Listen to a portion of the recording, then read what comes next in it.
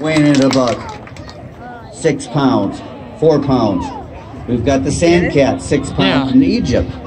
We've got the ancilla, about 4 to 6 pounds in South America. The Joffrey cat, of course, 4 to 6 pounds in South America. And the smallest cat in the world, which they say is one of the fiercest little predators, is the rusty spotted cat found in India, weighing in at a whopping 2.5 pounds, a third of the size of Sancho.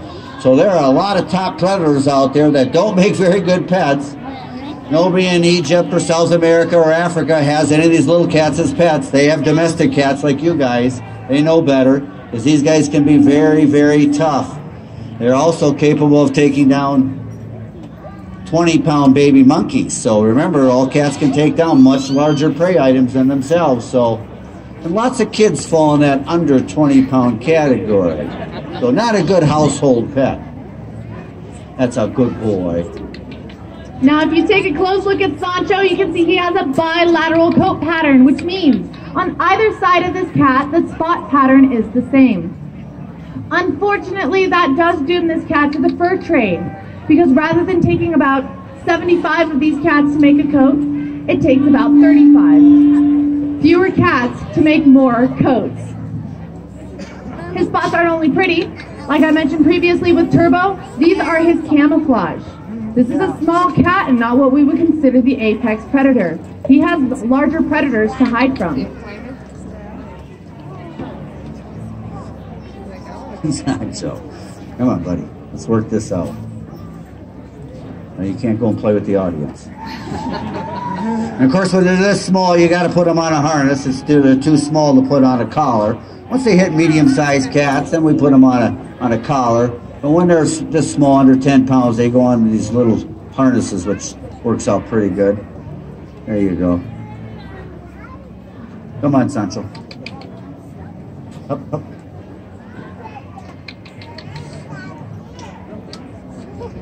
It's a little cat ignoring his owner. All right. All right, let's have one final round of applause for Sancho, the Joffrey's cat. He's out of here.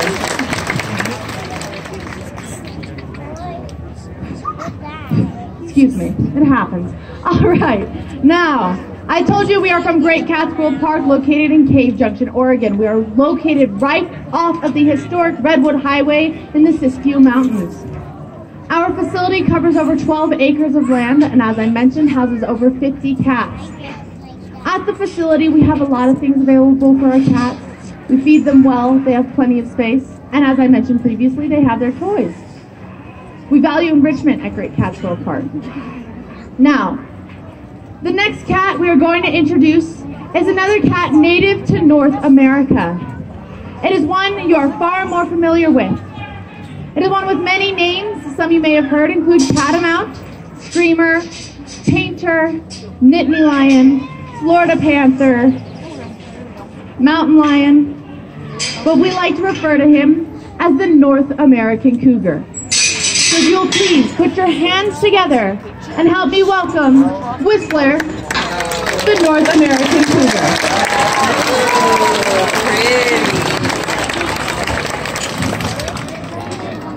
Now, as you can see, Whistler does not currently have any spots or stripes. But if you were to have met him about a year ago, he would look like a very different cat. And that is because cougar cubs are born with spots. They are one of only 2 cats whose spot pattern does not go all the way down to the skin. The other happens to be the lion cub. Cougar cubs need their spots in order, or for camouflage. Mom has to be able to go out and hunt for herself and the cubs and can't exactly take those cubs with her. She has to be able to trust that they will be well hidden from potential predators. So I don't know if you were here last year. He was one of our babies here last year, little Whistler here.